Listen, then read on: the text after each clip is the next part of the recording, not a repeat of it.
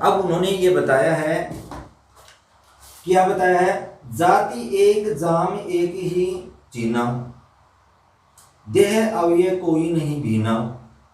अब आगे पेज पलटिए प्यारे बच्चों, कि उन्होंने बताया है, उन्होंने कहा कि जाति पात की बातें मूर्ख और गंवार लोग करते हैं, कि जाति और पाति, जाति पात का जो अगर विचार करते हैं कि ये इस जाति का है, इस धर्म का है, तो वो कौन लोग करते हैं, वो मूर्ख लोग करते हैं, जिनको ज्ञान नहीं है, गंवार लोग करते हैं।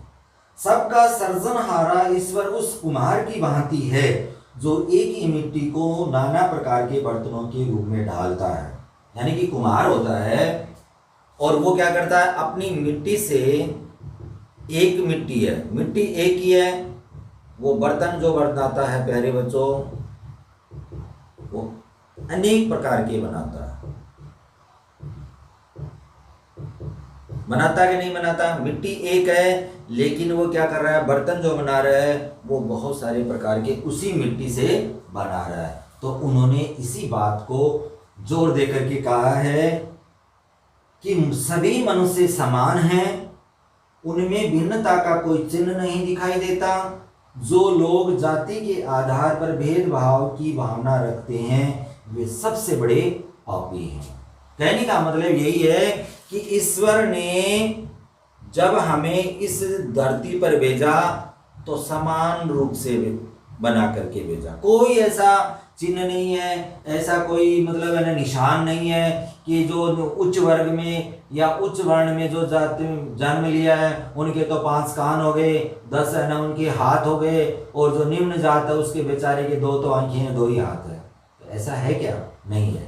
यानी का मतलब जो ईश्वर अगर बच्चे को एक मनुष्य के रूप में जब भेजता है तो वो समान रूप से भेजता है। प्यारे बच्चों, इस दुनिया वालों ने, इस समाज के लोगों ने उनको क्या कर दिया, अलग अलग उनको जाति के अंदर, धर्म के अंदर, संप्रदाय के अंदर उनको बांट दिया। कहाँ लिखा हुआ है, कौन सी शरीर पे लिखा हुआ है कि ये हिंदू है, ये मुसलमान है, ये निम्न जात का, ये उच्च जात का है? कहने का मतलब है हमारी जो धरती के जो लोग हैं, यहाँ जो रहने वाले समाज के लोग हैं, उन्होंने क्या कर दिया, इंसान को बांट दिया। किसमें? जाति में, धर्म में, संप्रदाय में।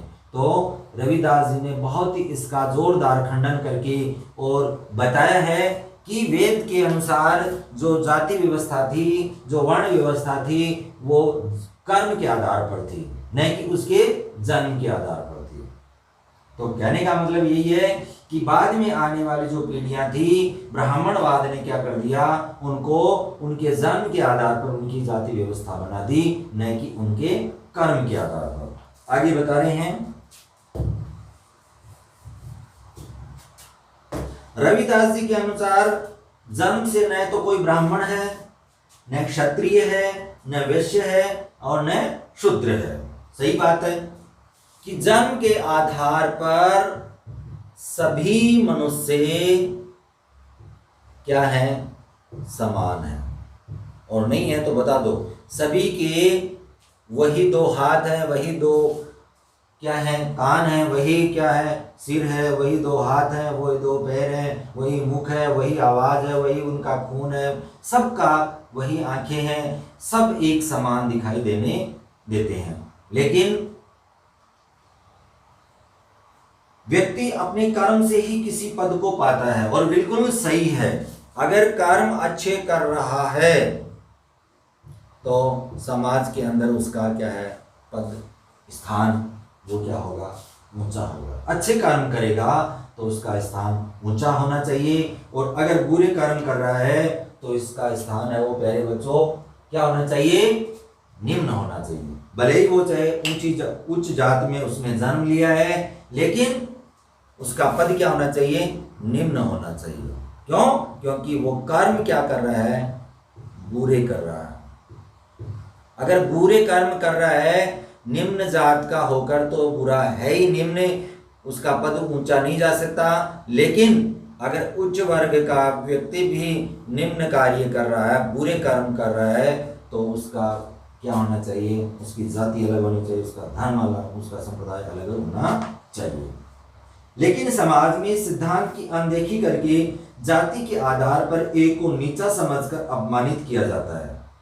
बिल्कुल सही बात कही है इन्होंने कि समाज के अंदर ऐसा सिद्धांत बना रखा है लोगों ने कि उसकी अनदेखी कर दी जाती है कि बड़ी जात का भाई कुछ भी कर सकता है, ये निम्न जात और ये इतना गलत काम कर सकता है, कैसे कर सकता है, तो कहने का मतलब उसकी अनदेखी कर दी जाती है और उसको अपमानित किया जाता है जाति के आधार पर, और दूसरे को अभिमान से उत्साहित कर सम्मानित किया जाता है। अगर वो उच्च जात का होकर अगर बुरा कर्म भी कर देता है तो भी उसके काम को इतना बढ़ावा नहीं दिया जाता, उसको सम्मानित ही किया जाता है।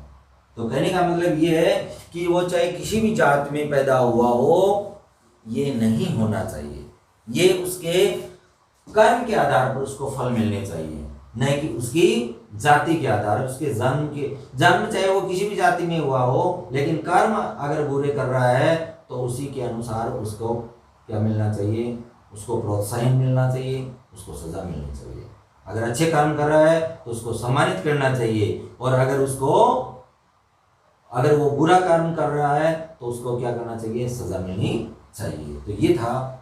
आगे संत रविदास ने मनुष्य में इस भेदभाव की निंदा की और सभी को ईश्वर की संतान के रूप में देखा, और बिल्कुल सही बात है, जाति पात का मैं भी एकदम बिल्कुल घोर विरोधी हूँ, और मैं भी इनके जो विचार हैं उनके लिए बिल्कुल समर्थन करता हूँ कि सभी को ईश्वर की संतान के रूप में देखा, कि सारी जो कायनात है, ये संसार के अंदर जो सृष्टि बनी हुई है, जो मनुष्य जाति है, वो क्या है, ईश्वर की एक संतान है, और वो उसके सामने ना तो कोई छोटा है, ना कोई बड़ा है, ना कोई निम्न जात का है और ना कोई उच्च जात का। वो उसके लिए ईश्वर के ईश्वर के समक्ष हम क्या है, सब इक्वल है। जात पात मत पूछिए, का जात अरुपात, रविदास सब पुत्र प्रभु के, कोई नहीं जात कुजात। बिल्कुल सही कहा कि जात पात मत पूछिए, किसी व्यक्ति की ये मत पूछिए आपकी क्या जाति है, आपकी संप्रदाय की, आप किस धर्म के। का अरु जात, का जात अरुपात, क्या जाति क्या पाति, कुछ नहीं है, सब बराबर है। रविदास जी कहते हैं कि सब पुत्र प्रभु के, सब क्या है, पुत्र अर्थात संतान किसके हैं, संतान हम किसकी हैं, प्रभु की है, ईश्वर की है। कोई नहीं जात कुजात, कुजात मतलब कि बुरी जात कोई नहीं है, ना कोई अच्छी जात है ना बुरी जाति है, सब इक्वल है। संत रविदास के जीवन की एक घटना ने जन्म के आधार पर ऊंच नीच का भेदभाव करने वालों का सिर सदा के लिए नीचा कर दिया। पंडितों द्वारा यज्ञोपवीत धारण कर स्वयं को श्रेष्ठ बताने पर रविदास ने कहा, यज्ञोपवीत प्यारे बच्चों निम्न जाति थी या अछूत जात जिसको हम कहते हैं, उनको शिक्षा ग्रहण करने का अधिकार भी न था।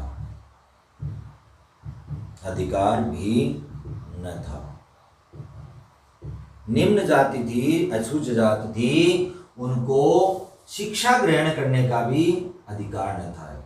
ब्राह्मणवाद यानी कि उस समय की बात कर रहे हैं जब रविदास जी का जन्म हुआ था, उनका जीवन काल था, तो उन्होंने यज्ञोपवीत एक ऐसा संस्कार होता है, जो बच्चा शिक्षा ग्रहण करता है तो उसका यज्ञोपवीत संस्कार किया जाता है। यज्ञोपवीत का मतलब वो क्या करेगा, अब शिक्षा ग्रहण करेगा। सर्वप्रथम अगर वो उसका संस्कार किया जाता है शिक्षा के लिए, तो उसको बोलते हैं हम यज्ञोपवीत।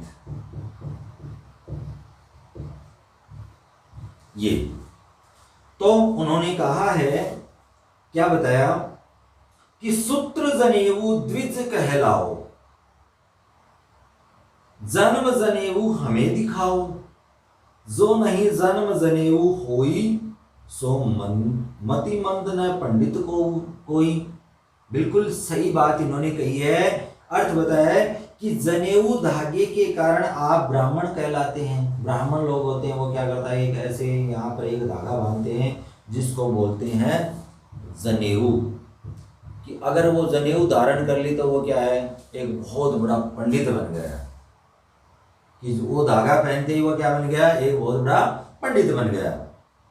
पर हमें अपना जन्म जनेऊ दिखाओ तो जाने। बिल्कुल जन्म जनेऊ, अर्थात जन्म से आपके अंदर कोई जनेऊ आई है, कोई धागा पहन करके आए हो तो वो दिखाओ हमें, कोई ज्ञान लेकर के आए हो वो दिखाओ हमें। तो रविदास जी कह रहे हैं कि जन्म जनेऊ हमें दिखाओ, कि जन्म से लेकर के अगर कोई जनेऊ धारण करके आप पहन के आए हो वो दिखाइए, ऐसा कोई चिन्ह दिखाइए जो आपके जन्म के साथ में ही आपके साथ ही आया है। ये तो आपने क्या किया, बाद में धारण किया।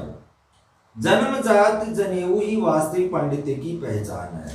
कि जन्मजात से आपने जनेऊ, अर्थात आपने ऐसा कोई ज्ञान लेकर के जन्म के साथ ही लेकर के आए हैं, वो है पंडितों की निशानी, जिसको बोलते हैं पांडित्य। और वो क्या करें, वो हमारे अंदर आपको मैं दिखा सकता हूं कि क्या है पांडित्य, पांडित्य क्या है, वो जनेऊ क्या है, वो मेरे अंदर है, वो मैं आपको दिखा सकता हूं। और प्यारे बच्चों, मतलब इतने ईश्वरीय भक्त माने गए हैं कि उन्होंने बहुत सारे ब्राह्मणों को, पंडितों को उन्होंने नीचा दिखाया अपनी ईश्वरीय भक्ति से। तो अब नेक्स्ट पेज है वो पलटिए और अगले पेज में हम पढ़ेंगे।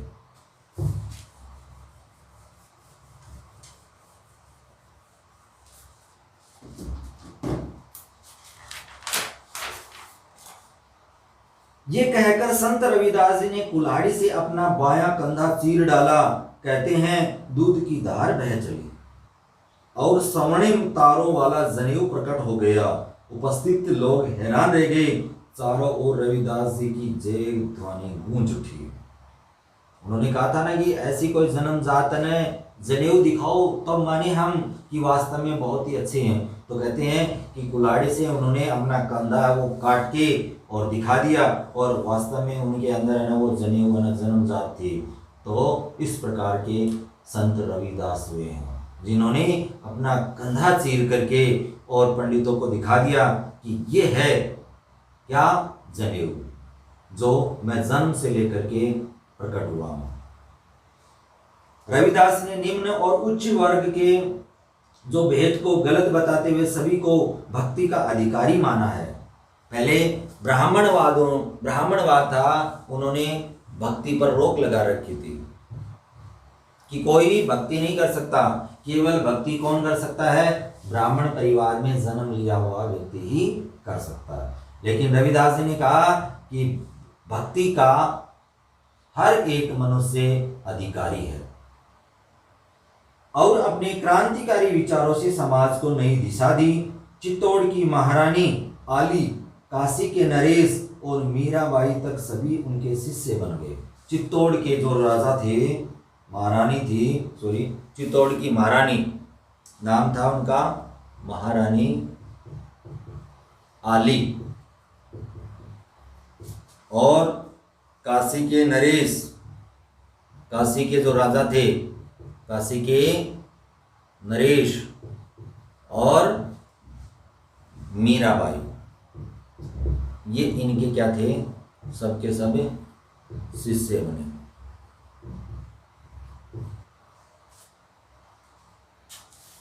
जन्मजात के पूरे चित्तौड़ के जो महारानी थी आली, काशी के नरेश और मीराबाई तक सभी उनके शिष्य बन गए। किस कारण? ऐसे क्रांतिकारी विचारों के कारण, ऐसे जाति पाति के घोर विरोध के कारण कि उन्होंने समाज को एक नया आयाम दिया, नई दिशा दी, नया एक आईना दिखाया कि वास्तव में ईश्वर के समक्ष सब समान हैं, ईश्वर की भक्ति के सब अधिकारी हैं, तो उस पर किसी का रोक लगाना, इस प्रकार की व्यवस्था कहीं नहीं है। आगे बताते हैं कि संत रविदास हिंदू समाज को यह अनुभव कराना चाहते थे कि जन्म के आधार पर जात पात का भेदभाव अधार्मिक है, यानी कि धर्म के अनुसार नहीं है कि आप ये जो धर्म के अनुसार जाति पाति की जो बात करते हैं ये अधार्मिक है। उन्होंने वैदिक जीवन मूल्यों का प्रसार किया। वैदिक यानी कि वैदिक वेदों के अंदर जो बातें लिखी थी, वैदिक का अंदर वेदों के द्वारा जो वेदों से संबंधित जीवन मूल्य की वेदों के अंदर जीवन के जो मूल्य बताए गए हैं उनका उन्होंने बहुत ही प्रचार प्रसार किया। पूरे देश का भ्रमण कर हिंदू जीवन पद्धति के आधार पर कर्म प्रधान सामाजिक व्यवस्था बनाने का संदेश फैलाया कि कर्म के अनुसार क्या होना चाहिए, कर्म आधारित जाति व्यवस्था होनी चाहिए। जाति व्यवस्था कर्म के आधार पर होनी चाहिए। तो ये पूरा का पूरा कर्म आधारित जाति व्यवस्था का उन्होंने पूरे देश में भ्रमण कर करके लोगों को एक नया संदेश दिया। जाति पाति के अहंकार को त्यागने की शिक्षा दी कि जाति पाति का जो आप अहंकार आपने मन के अंदर पाल रखा है उसको क्या कीजिए, उसको छोड़ दीजिए, उसको त्याग दीजिए। वैदिक ऋषियों के समान, और वास्तव में वैदिक काल के अंदर वेदों के काल में जो ऋषि हुए, मुनि हुए, हमारे जो संत लोग हुए हैं, उन्होंने उनके समान उन्होंने कर्म पर आधारित वर्ण व्यवस्था पर जोर दिया कि ऋषि मुनि हुए जो वेदों के अंदर वेद जब रचना हुई थी तो उन्होंने वर्ण व्यवस्था किस प्रकार बनाई थी, वो उनके कर्म के आधार पर बनाई थी, न कि जाति जन्म के आधार पर बनाई थी। ब्राह्मण क्षत्रिय वैश्य शूद्र रवि जन्म ते नाही, जो चाड़ सुब्रन कहू पावे कर्म माही। यानी कि संत रविदास जी ने जितनी निर्दयता से जाति भेद का विरोध किया है उतनी ही निर्भयता से उन्होंने हिंदू मुसलमान के भेद को मिटाने का भी उद्देश्य दिया।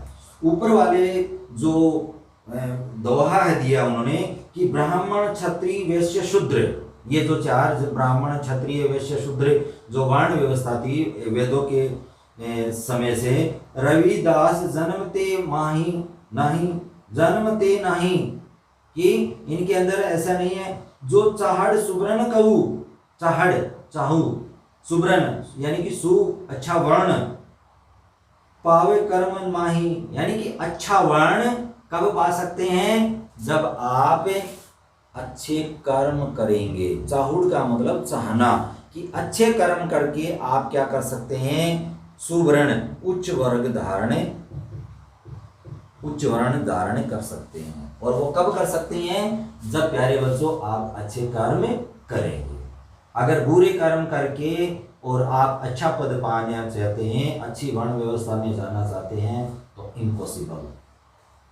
आगे कह रहे हैं उन्होंने हिंदू मुसलमानों के जो बीच जो भेदभाव है उसके बारे में उन्होंने बताया है, उसका भी भेद मिटाने का उपदेश दिया है कि जब सब करी दो हाथ पग, कि सब लोगों के क्या है, दो हाथ है और दो पैर है, दो नैन दो कान, कि दो नैन है, दो आंखें हैं और दो कान हैं।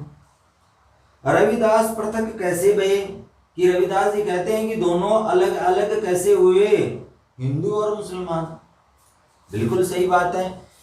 हिंदुओं के और मुसलमान के बीच में अगर हम भेदभाव करते हैं कि ये हिंदू है ये मुसलमान है, ये हिंदू है ये मुसलमान है, तो उन्होंने कहा है कि सभी के हैं दो तो हाथ हैं, दो ही पग हैं, अर्थात दो पैर है, दो नैन है, दो कान है, तो फिर हिंदू और मुसलमान में दो अलग अलग कैसे हो सकते हैं, अर्थात वो दोनों भी क्या है, आपस में भाई भाई हैं।